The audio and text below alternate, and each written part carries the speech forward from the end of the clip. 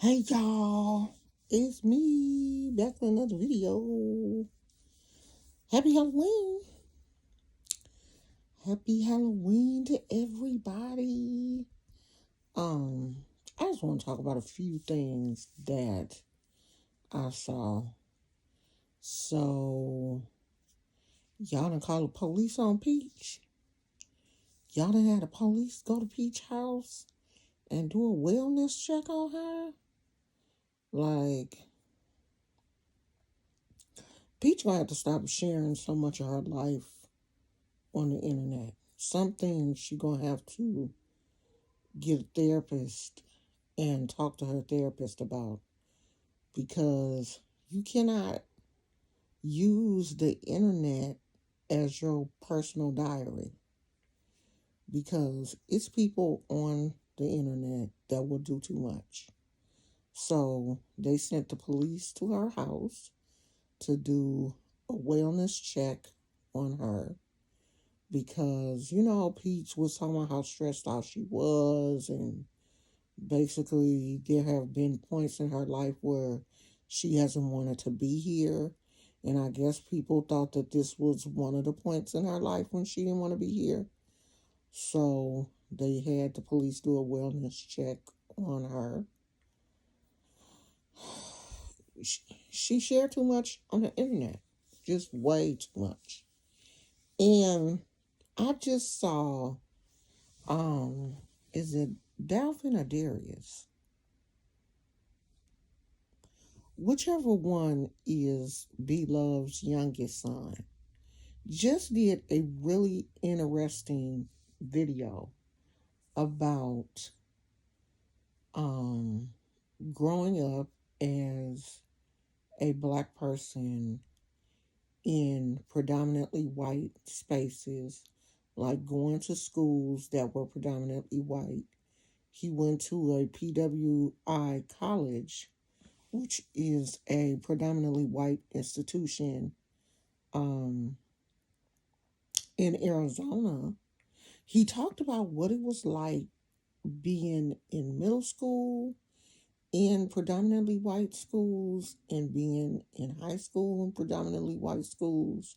So it would make sense for him to want to go to a predominantly white college. Now, my experience growing up was the exact opposite. My elementary school was all black. My middle school was all black. My high school was all black. I think there was like one in my high school. I only remember one Caucasian family.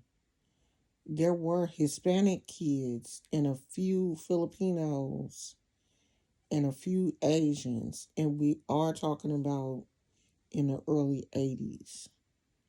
Um, at the school that I went to, but it was predominantly African American. So, growing up for me was totally different. Like, I really did not have any dealing with white people until I got in the workforce. And I think at that point, it was too late. I didn't understand.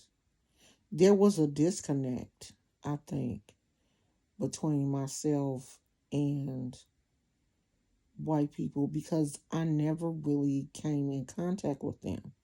I lived in areas where, you know, it was only black people in my neighborhood.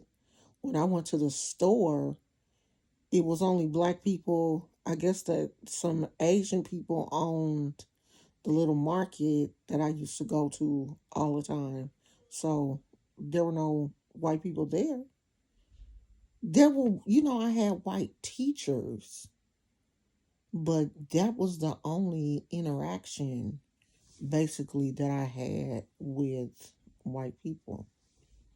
And this was a really good video, because he was, talking about what it's like being around white kids, thinking that they're your friends, and eventually they slip up and say some stuff that you didn't think that they would say. Like, it's a really, really good video. This is one, I think it's Darius. I think it's Darius. This was a really, really good video. And I mean, it was kind of on the long side. He a little long winded. He love to talk, but it's a video that you guys really, really should um go and check it out. I'm probably gonna share the video on my community wall so you'll see what I'm talking about. But it's a really good video because me and my husband, we have very different upbringings. He went to schools and lived in neighborhoods. He had white friends growing up. He lived in neighborhoods where there were other, white children. He went to elementary schools with white kids. I didn't have that growing up. He went to a high school that was very mixed. My high school definitely was not mixed. So we have, different upbringing when it comes to that. But go check that video out, and I hope you guys have a very safe and happy Halloween. I don't think we doing anything. We not passing out candy because kids be coming in droves to this neighborhood. Like it seemed like they be busing kids into our neighborhood, and it just be too much. So we're not passing out candy. I'm pretty sure my neighbor is, because his house is very decorated, and his house is the only house that is decorated on this block. And it's going to be interesting. I told my husband I want to drive around when it gets a little later to see um, if any of the houses on this block actually give out candy. Because last year it didn't seem like too many people in our area gave out candy. So I'll talk to you guys later. I love you. Bye.